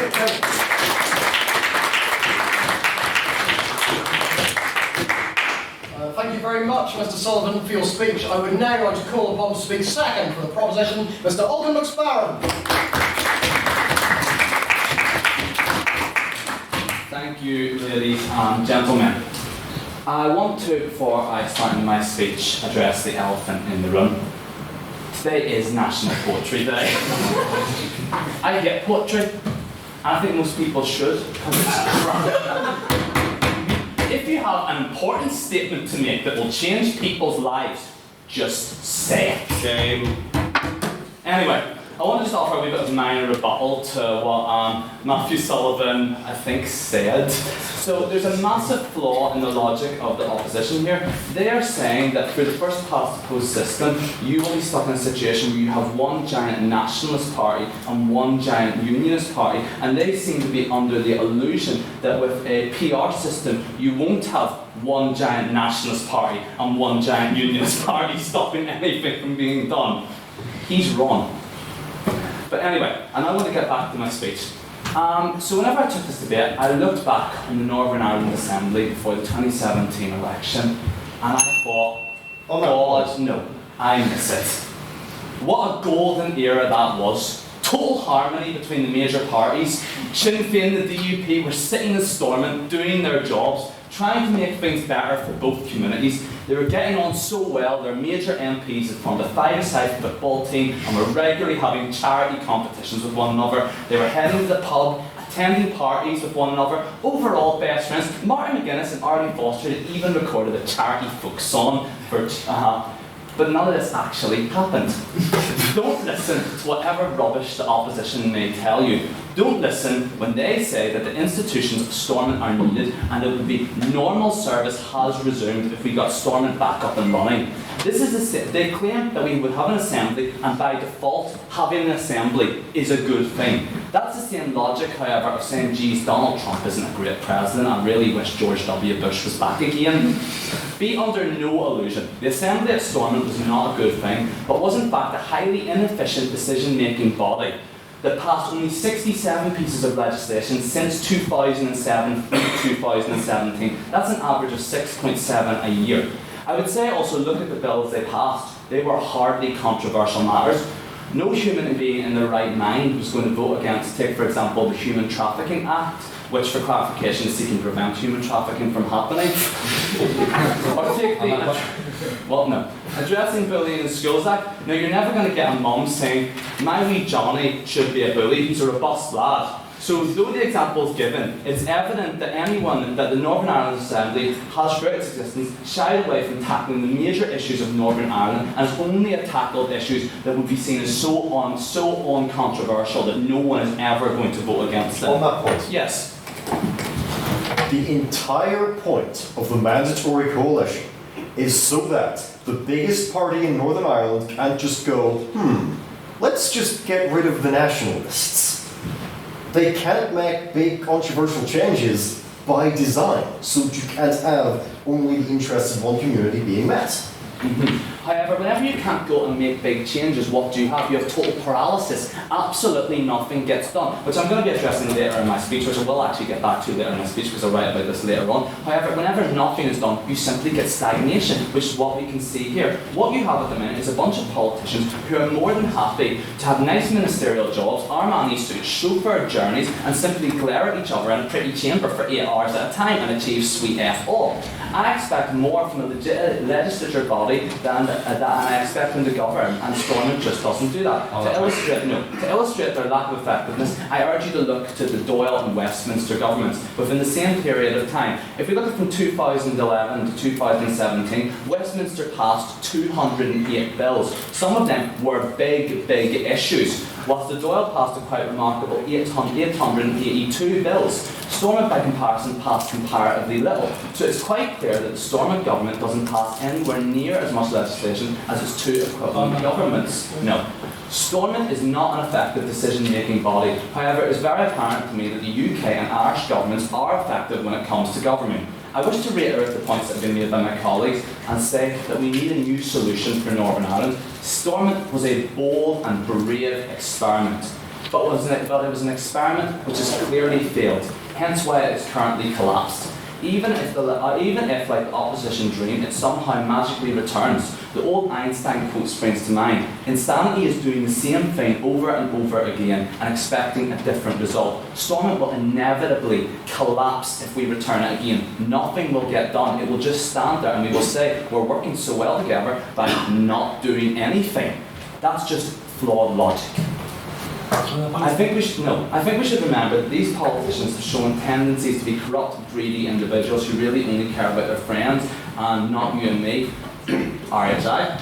No. We have the proposition of proposing that we totally abolish Stormont. The opposition may scream that we want to implement direct rule. That is categorically untrue. No, we wish for Northern Ireland to be governed by both the UK and Ireland. The Anglo-Irish Agreement, as Conor brilliantly showed to us earlier, has in place incentives for this. Imagine the situation of a joint government. So many of the problems we see in Northern Ireland would be gone. There he says it's impractical. But he says it's impractical because he hasn't thought of the possibilities. If you feel British, you would be governed by the British government.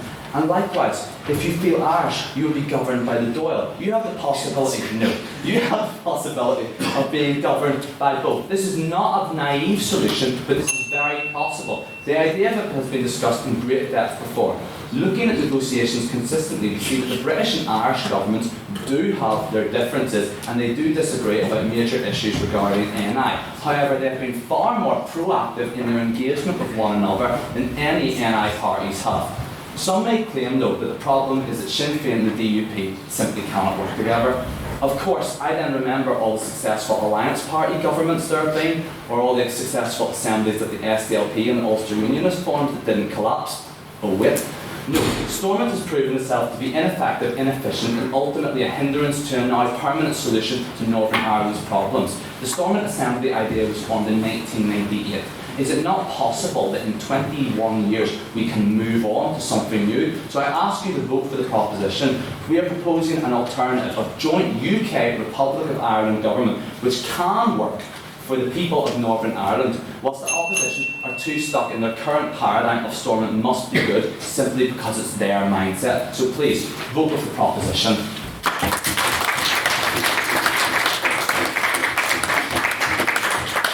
Thank you very much, Mr. McSparrow, for your speech. I'd now like to call upon the President from last year, Mr. Hugh Dobbin, to continue for the opposition.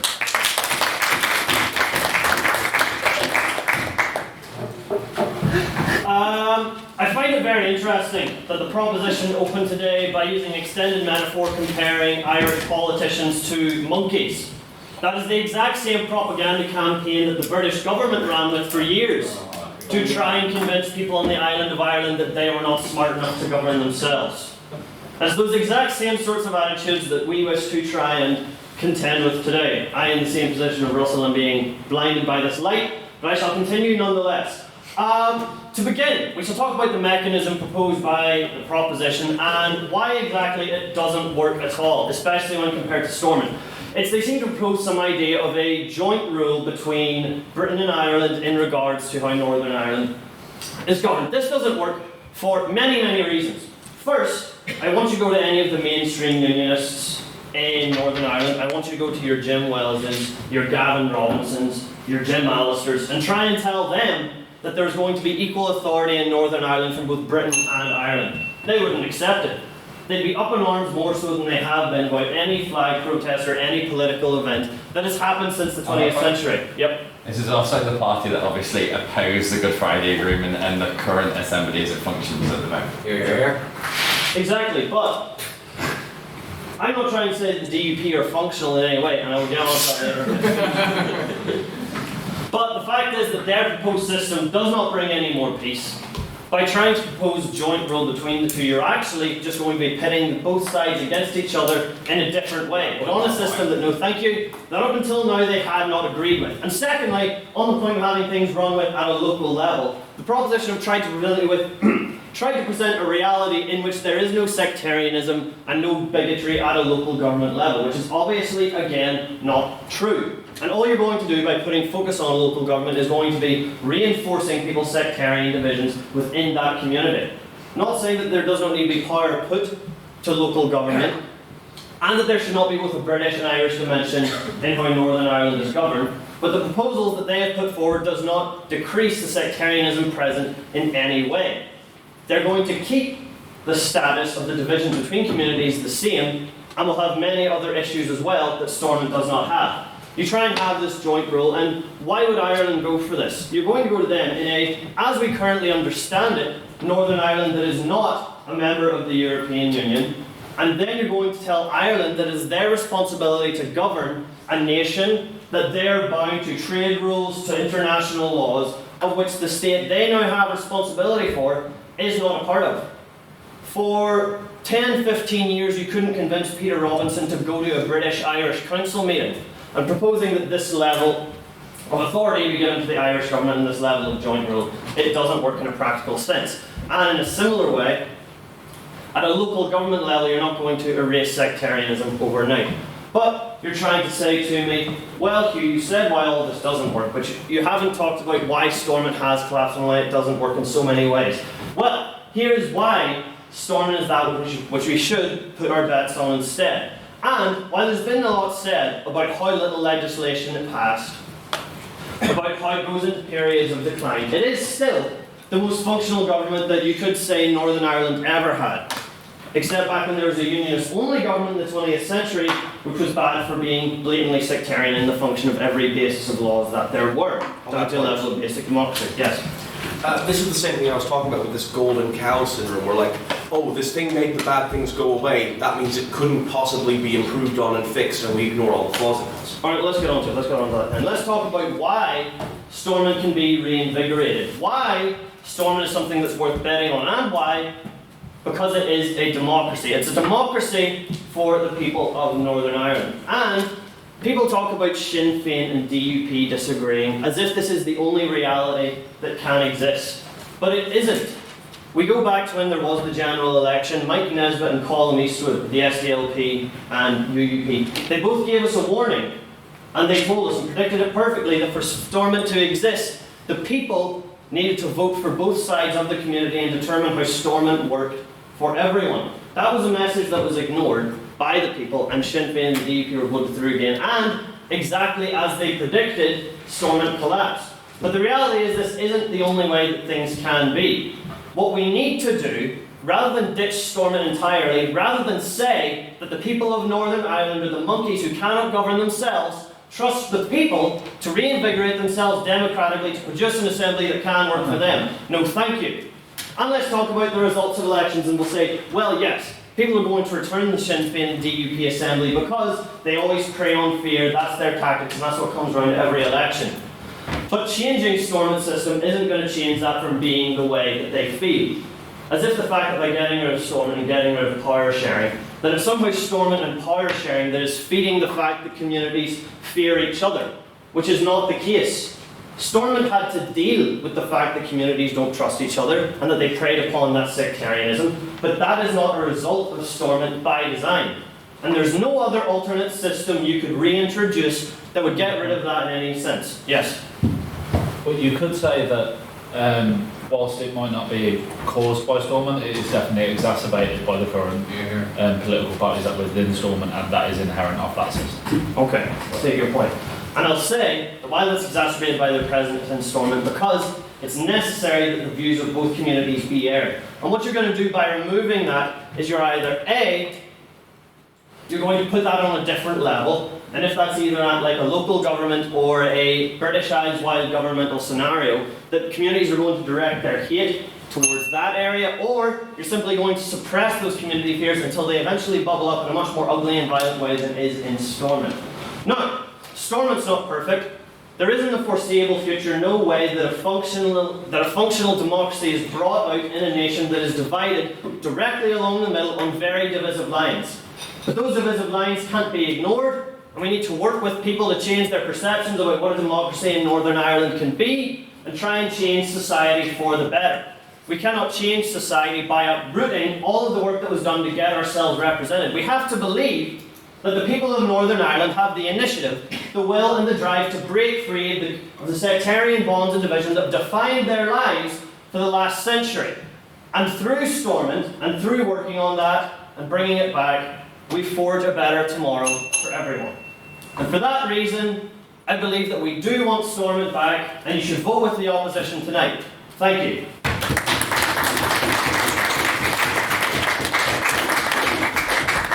Thank you very much, Mr. Dobbin. Now, to conclude for the proposition, Mr. Conor McArdle.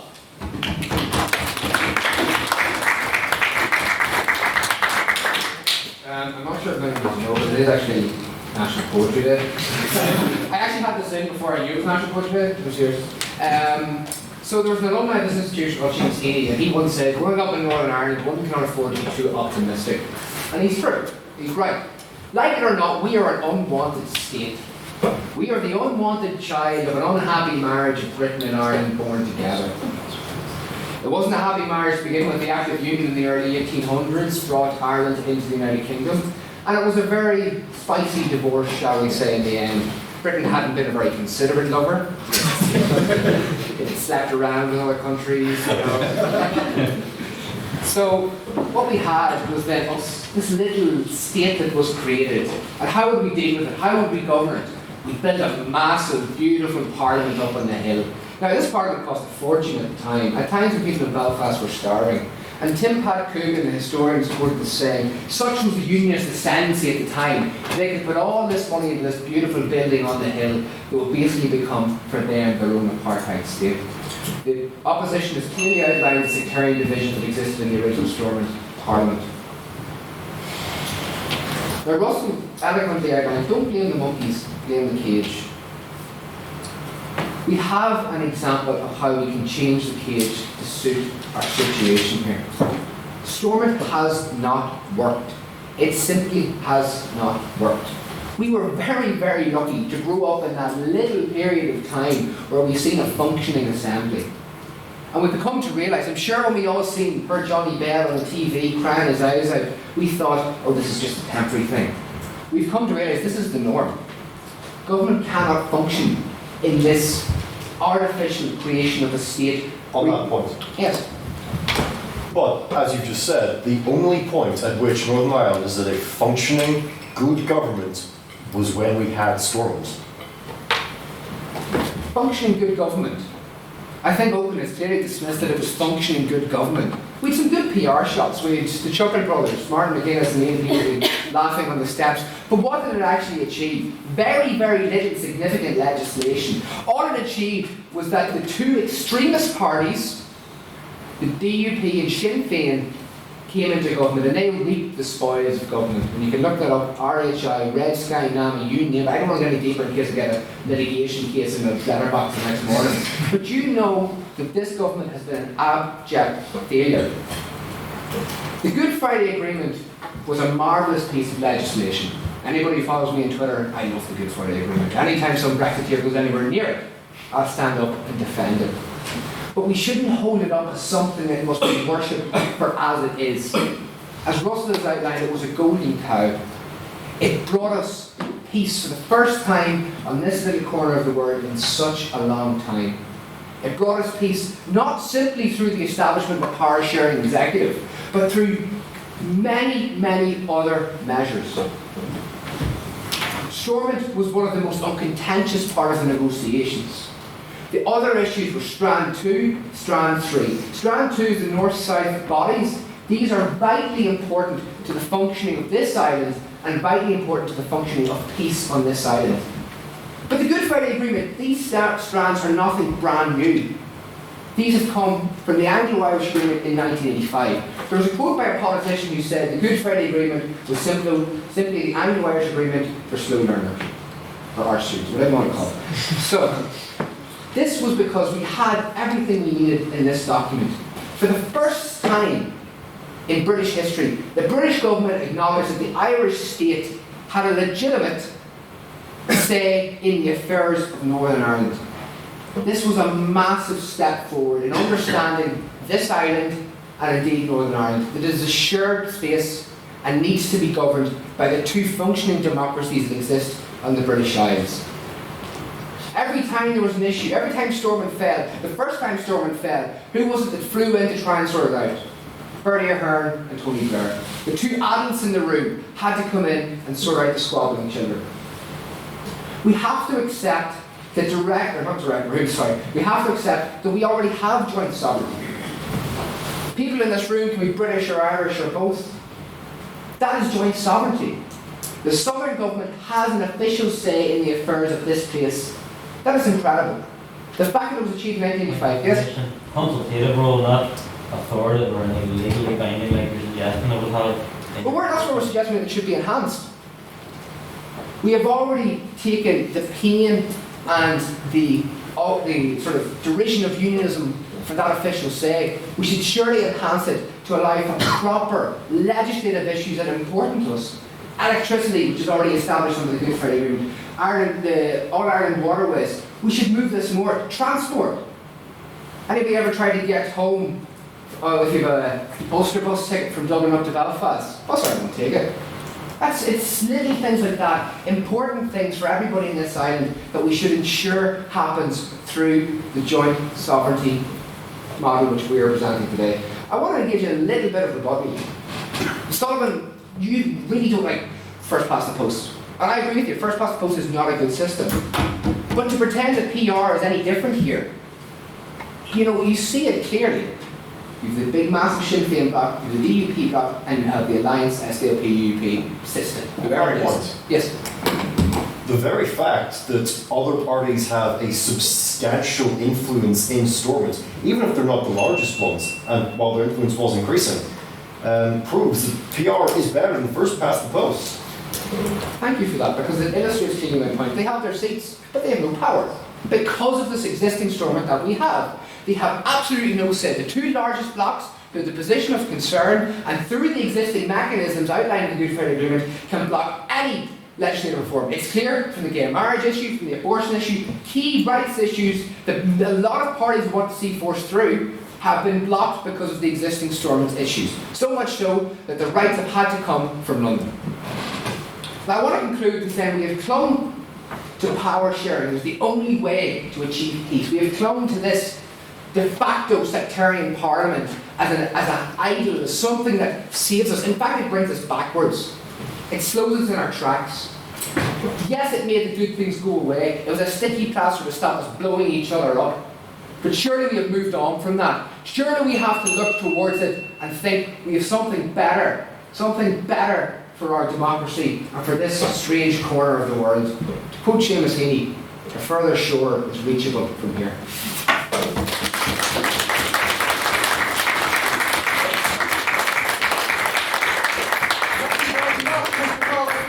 Now I'd like to welcome to conclude for the opposition and indeed the debate, Mr. Mark Gilmore.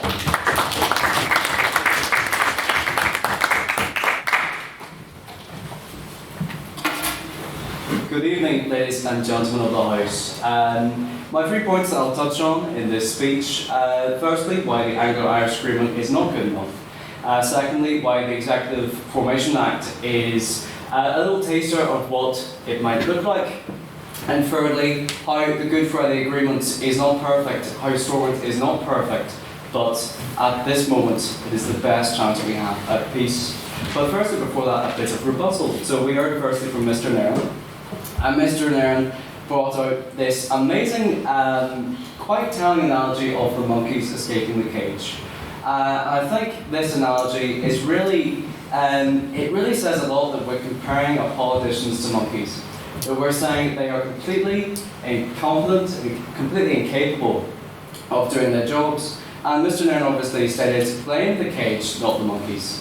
No, you blame the monkeys for not being able to do their job, not the cage, not the system by which we have achieved peace in this country and the best governing system to date. You blame the monkeys who are completely unable to do their job. But the great thing about this democracy that we're in is that these monkeys can be replaced. They can be replaced by better monkeys, smarter monkeys. Yes. Yes, but the point is that the Good Friday Agreement and power sharing, as it's laid out, specifically requires a joint coalition between nationalists and unions that it perpetuates the system and lead to these two largest extremist parties fighting it out as monkeys. That's what I'm talking about when I talk about monkeys. But the great thing is, and obviously what we're saying at the moment is, because of the power sharing agreement, each of these two parties are at loggerheads. But the amazing thing is, when they're at loggerheads, they can be replaced. They can be a new situation, new scenario.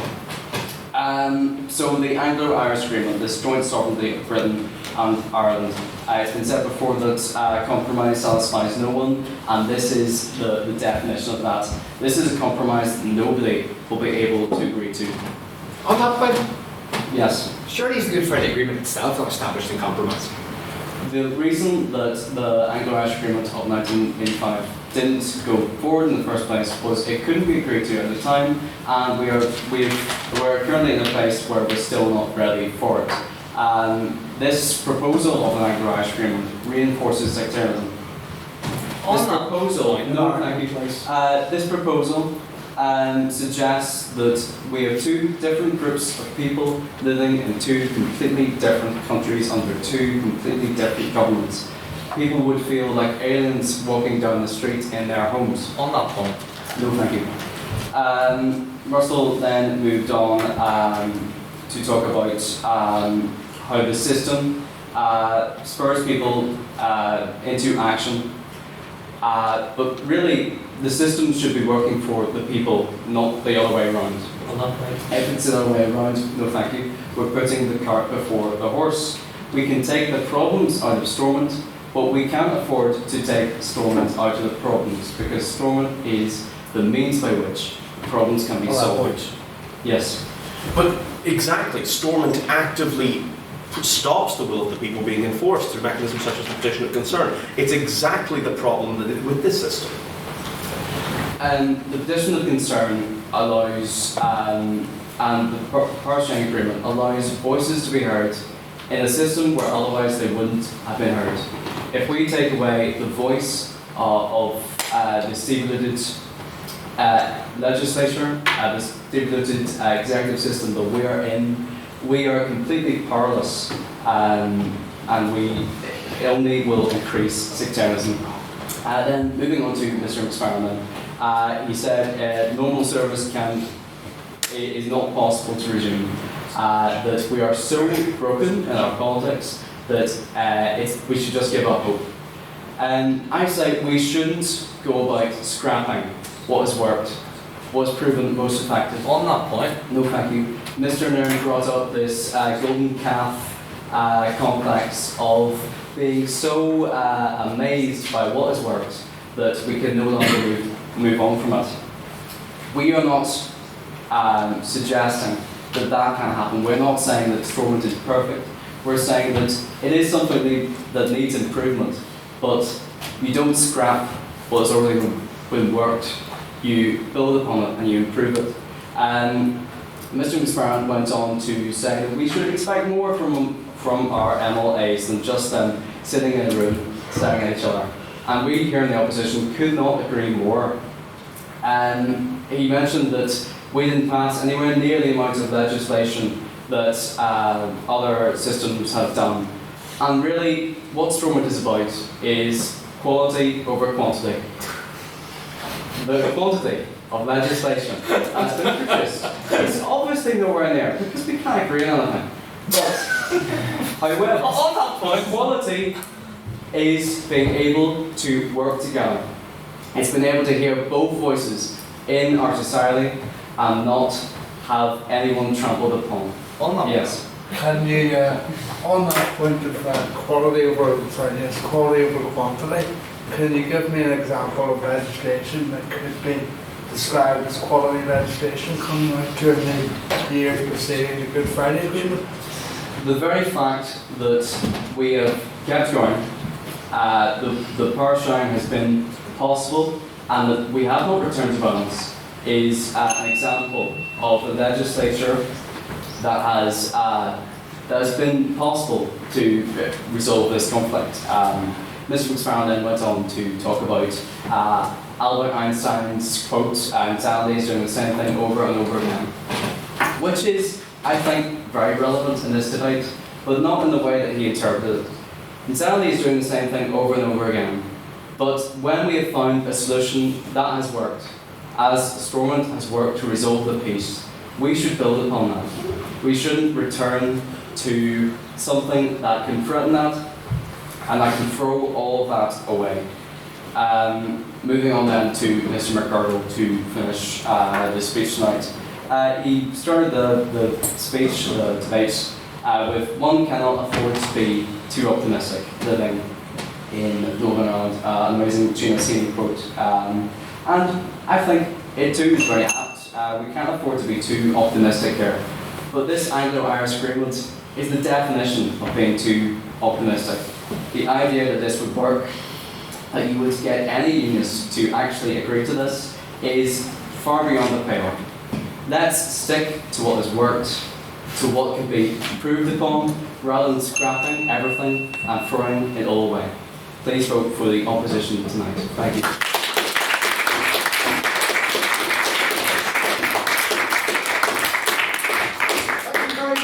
Mr. Gilmore. Now, I'm very conscious of time, so I'm going to ask for everyone who's asking a question to keep it brief and to keep your responses equally brief. So, without further ado, are there any questions for the proposition? Yes, Matt.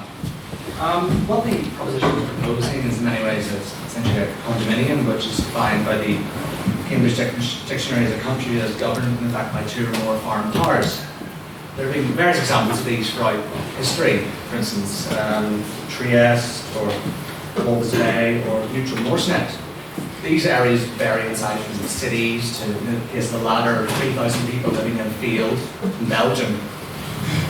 In many of these instances, these were just proposed simply to kick the can down the road. They couldn't decide which side of the border this specific town or village should be on. can the proposition give me an example of where such a system has worked on a large scale as opposed to just in a town or a city? And can the proposition just say, is this just simply a halfway house to just kick it down the road and deal with eventually at a later date? I don't think it's often hard to defend both communities in Northern Ireland by saying they're going to be ruled by foreign powers.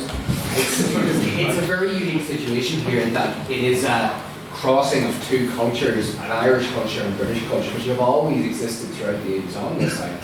And I believe to sort of compare it to two states having control as a foreign power is dismissive of the unique nature of Northern Ireland. And I can name an example because we are incredibly unique and incredibly specialist here, and that does require a unique solution, which is joint sovereignty, which is almost already existing. And like it or not, at the moment, what we are living with is joint sovereignty. We have no executive, we are controlled by Britain, and we have a constitutional say in our affairs by Dublin.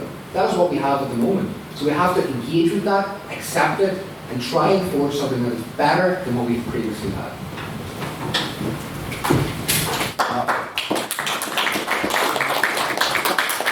That was great. Opposition, do you wish to respond? Yeah. Go ahead.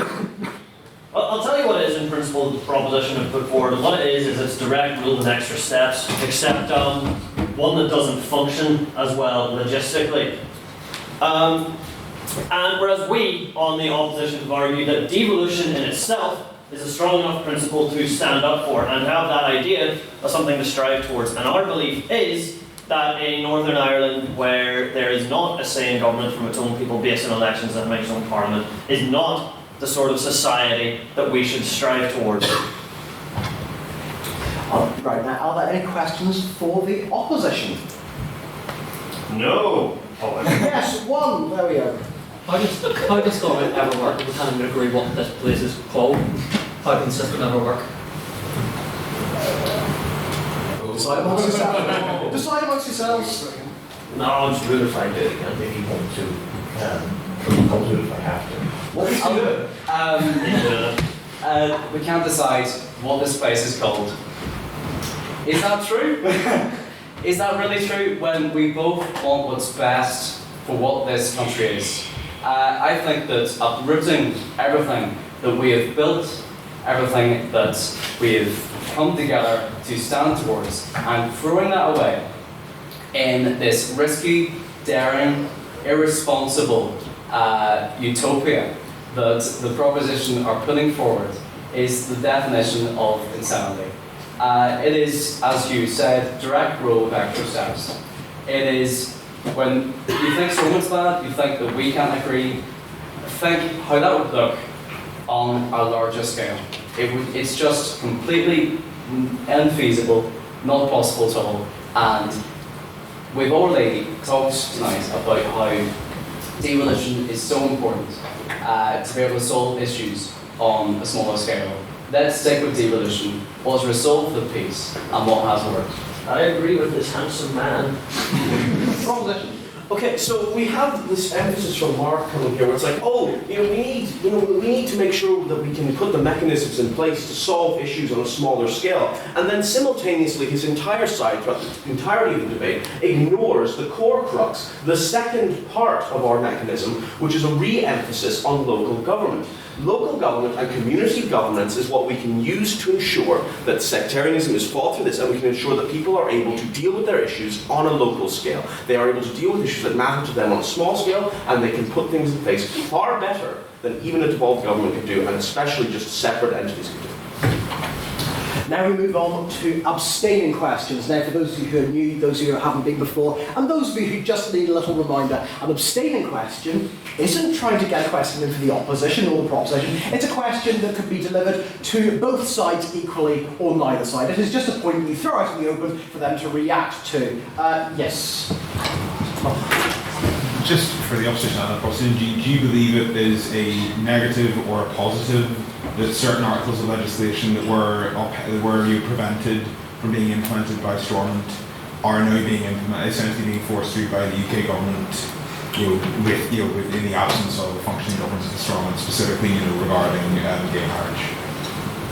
But the sort of instance, you reckon that's a victory or for the Stormont system, or is that a failure? So, proposition to respond first. I think the fact that Stormont wasn't there to implement these pieces of legislation show the abject failure that Stormont actually is. There should have been politicians there to argue their case, whether or not they were in favour of those pieces of opposition, of those pieces of legislation or not. They should have been there to argue, and the fact that they weren't there actually backs up our point that you need to have a say from both the UK and Irish government in relation to issues affecting Northern Ireland. In the case of, I think in the two issues of legislation that you're directly talking about here, both the UK and Irish government already agree on those things being implemented within their own respective areas. Stormont was the one hindrance to these being implemented, and I think in future we need to actually realise that the Stormont institutions simply are not working to implement these pieces of legislation. Took a scenic route describing that there, so Opposition just respond. I meant to touch on this earlier in my debate, in my speech. Essentially, what we're saying from this Executive Formation Act, regardless of what you think of the issues, is a complete constitutional upheaval of the peace process, of everything that we have stood for. It is issues being forced upon us without our forces being used in the process, without our thoughts on the issues being discussed. This is what direct rule would look like. This is essentially where large governments who do not know what's going on here, that do not have the capability to look at some of the more niche areas of what affects us, and they're just completely disregarding our voice. It is completely contrary to devolution and completely unconstitutional that this Executive Formation Act would be forced upon us. And obviously the proposition have mentioned several times that communities can come together, councils can be given more power. But what this essentially results in is councils completely working against each other. Sub-communities forming within this country that are each out for different goals and different aims, and essentially everyone turning in on each other in a sort of massive scrap that would essentially just reignite conflict. So this is why, sorry, went on a tangent there, this is why we must have devolution. Massive scrap. Massive scrap. I'm happy to take one very quick round of questions. Please keep your questions incredibly brief. Please keep your responses incredibly brief. Yes? If I remember correctly, I think the UUP and SDLP were considering forming an opposition kind of before it went under. So do you think that maybe changes like that from within Stormont could change things without having to completely change the system? See, change like that can't happen within Stormont. They tried their best within the restrictive nature of what's in the agreement. And that's what we're saying. In order to reform these institutions completely, you would have to rewrite what is in Strand 1 of the Good Friday Agreement. And that requires the consent of both the Irish government and indeed the British government. So the parties are almost caught in this catch-22 situation. They can't govern, but they can't change the way they are controlled to govern. They tried to form an opposition, they tried very, very hard, but they simply just could not do it within the restrictions, be it through petition of concern, or be it through the mandatory coalition laws as well. Opposition to brief your spot. Look, well, we're all in here, don't have much memory of the time before there was a Good Friday when we're all a bunch of fluorescent adolescents in here. But the fact is that it's the fact that an executive or Stormont was functioning in any way, shape, or form as it had been in a post-conflict society as it was a miracle. And you can look all across the world where the states of governments are 20 years after exiting a major conflict. Northern Ireland is held up as a standard to reach in that sort of era. And the fact that we have the ideas of official oppositions and that we're getting to tackling human rights issues, and those becoming the big issues in elections, and we've seen it at the local level as well, that those are becoming the issues rather than sectarianism. Now is not the time to give up on devolution. Now is the time we're seeing people to come around from that, and we're getting to the point where we could start to form a functioning government, a functioning society as elsewhere in the Western world. And given the tragic and horrible situation that we came out of, it's not been long enough now that we can simply say we should give up on it. So, any quick questions for the opposition now? None at all? Okay. Yes. Oh, Okay. no, One. That was for the abstaining. Was that for abstaining? I was just getting in there early. I feel that as we're running on a bit, I may just cut questions short, because I think it would be unfair to let the proposition out and not the opposition. I would like to hear some stuff. Well tough. So, we're going to now make some decisions with our lives. So, we move on to what is known as the vote.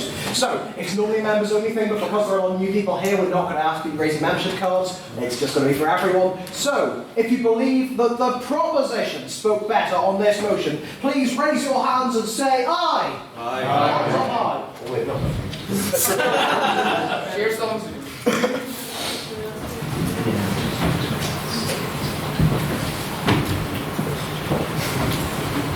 There's a lot of them. Yeah.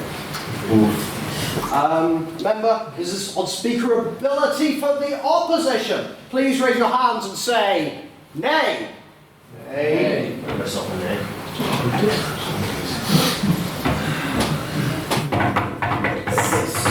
Can I get an F in the chat?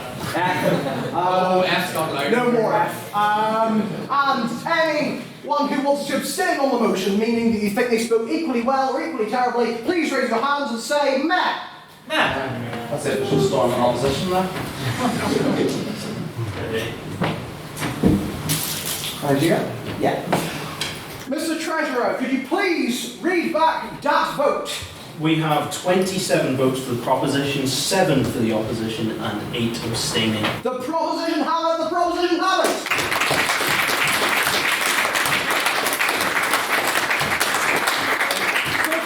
A bit more about Stormont. Remember, our Stormont mixer will be next Wednesday. There's all the information is on the event page. You do have to sign up for that because it is a government building. They do require a list of names. A couple of things I want to say before we go. I'd like to thank all of our speakers again for stepping in at very short notice. Everyone knows the circumstances surrounding this, and everyone involved, I believe, at the front here has dealt with it incredibly well. So I'd like to thank our speakers one more time.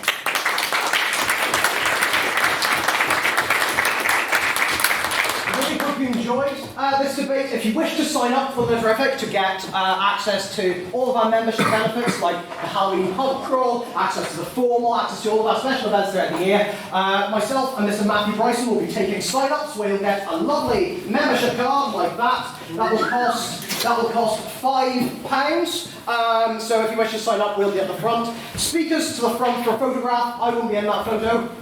If they want to speak. Yes, that was going to be the next one. If you want to speak at a debate, which I encourage you to do, it's great to come along, it's great to watch, but I would really encourage you to speak. I was thrown at the deep end. The first debate I ever attended, I was speaking at.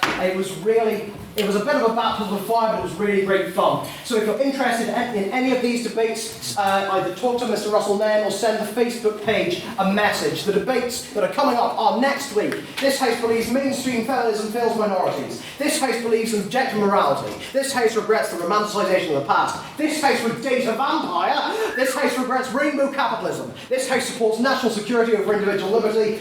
This House regrets the Arab Spring. This House believes today's government has failed the planet. This House believes populism is a force for good, and later in the semester we'll talk about our Christmas party. Now, that was a lot of debate, but I recognise there are a lot of new faces in here, a lot of people that have maybe not given debating a go, maybe have given it a go in the past. I would recommend that you sign up for our Godkin Novice debate. This will be taking place on November 21st. This is for people who have either given their first speech this year or who have never spoken before in society. It's a really great opportunity to speak with fellow novices, and the motion is this House regrets the Arab Spring. But in this instance, it's not about the motion, it's about really giving debates a go. So once all the sign-up stuff's happened and once the speaker's photo has been taken, I would ask everyone who's going to the pub to wait in the foyer outside, from which Mr. Conor McGardle and possibly other members of council will whisk you down to Lavery's pub. It really is the social art of the living, and I'd love to see as many of you there as possible, because it is great crack. Any other things the council members want me to bring up, Mr. Bryson? We have a whole new set of term cards as well, so if you forget any of the debates you just mentioned, we have it printed there. Take it, please show it to other people. They're wonderfully printed, and Mr. Matthew Bradley spent about an hour getting them today. Yeah, in the rain. Had to walk from here to the cathedral quarter and back in a velvet jacket in the rain. It was, and I'm not going to mince my words here, absolutely miserable. So, Pardon? I'll get the bus. Because I didn't have much time, Olkin. Stop questioning my use of public transport. So, on that note, if you want to get signed up, go up to the front, speakers to the front for a photo. I've said lots of things tonight. I do declare this meeting adjourned!